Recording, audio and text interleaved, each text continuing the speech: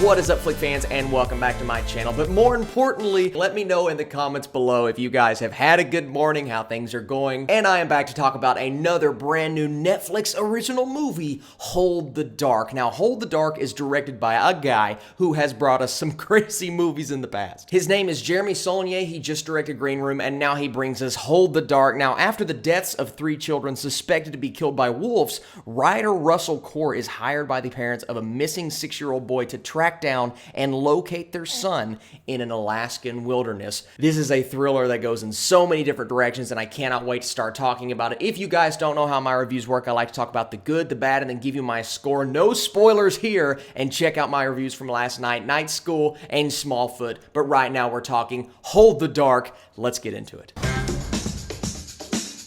So the premise is absolutely an unusual one. Jeffrey Wright is a wildlife expert. He goes into this town because he is contacted by this woman. Something has happened to her son. She thinks it's wolves, and there's some weird things going on in this town, and there are some very Wind River-like vibes. If you guys saw that movie that came out last year, there is a certain tone, a feeling, and an atmosphere to that movie. I believe it kind of carries over in this one, even though both are completely different studios and they don't really have anything to do with each other other than the fact that they felt very similar, and that's not a bad thing because I thought Wind River was a great movie. Now, you think this movie is unfolding as the typical procedural mystery, right? We've seen it before in other films, but it starts to get a little edgy and you get a weird vibe. Okay, what's going on? There's some things happening maybe behind the scenes here. It doesn't really turn out how you think it's going to turn out in the beginning of the film, and that's one thing I can definitely say that Hold the Dark does well. It does, I will say 2 things here. It does unpredictable and relentless, and what I mean by those 2 things is the plot. It's very, you don't know what's going to happen next, and I love feeling that way while I'm watching a movie, especially a thriller. And when I say relentless, there's a lot of murder and violence in this movie, and you say, Austin, where's all the murder and violence? Trust me, it's coming. If you're halfway through the film right now, you may not have hit the major parts yet, but it is coming. And I have to say, those moments were very well done by the director, Jeremy Saulnier. He does a wonderful job of crafting these scenes. He brings a vibe to this movie that I haven't felt in a long time, especially with a Netflix original.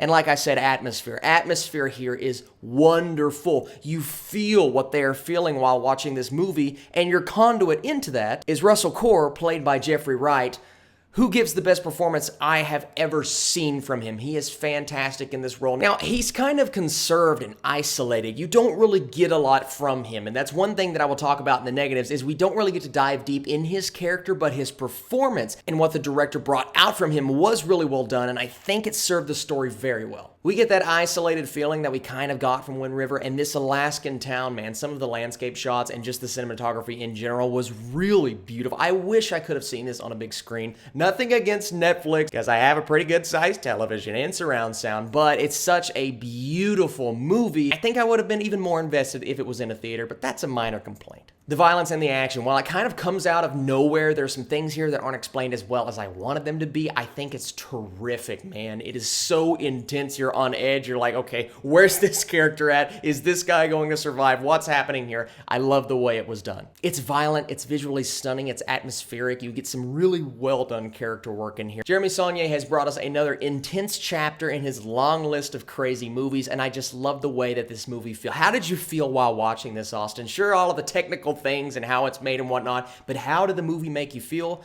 Well, it's going to frustrate some people, but for me, I like being kind of on edge, not knowing what's going to happen next. Sure, I have some issues with the pacing. We'll get into that in a little bit. But the mystery that was unraveling before my eyes was interesting, especially some of the things that happened to certain characters, and I wanted that payoff to all of the intensity that was set up.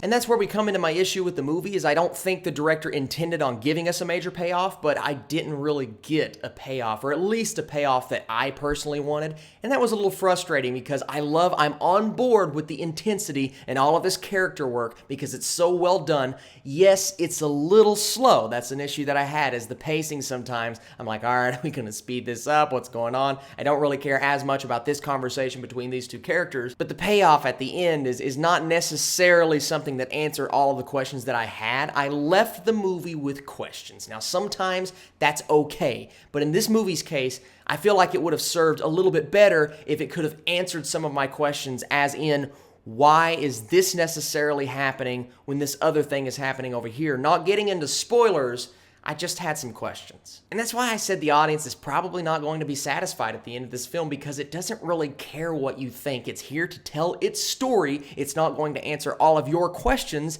And that was a little frustrating at times. I feel like if it would have given us a little bit more, and I know that's kind of selfish to ask a film that does such a good job of setting up its characters, giving us a great atmosphere, a great feel to this film, and one that's so technically well done. I just wanted a little bit more from its story, even though I was interested enough to pay attention the entire time. I was locked in with these characters. And this film isn't just about the mystery that's going on. It's also about the divisiveness of this town. You get to see that the division between the cops and the people that live there is there's a real tension going on, and it does all come to a head. You have this storyline going on over here, but then this comes to a head over here, and they kind of converge, and I loved that scene. I thought it was so well done. Jeffrey Wright's character was really good. Like I said, I liked him, but I also said that we didn't get to dive deep into his character. He's reserved, and we didn't really get to understand why he was there and his purpose that he served at the end of the story, and answering those big looming questions at the end of the story that a lot of people are going to have. Now, whether or not they bother you, that's a different story. For me, I will admit I wanted to know a little bit more than what I was told, but you can't win them all, Austin.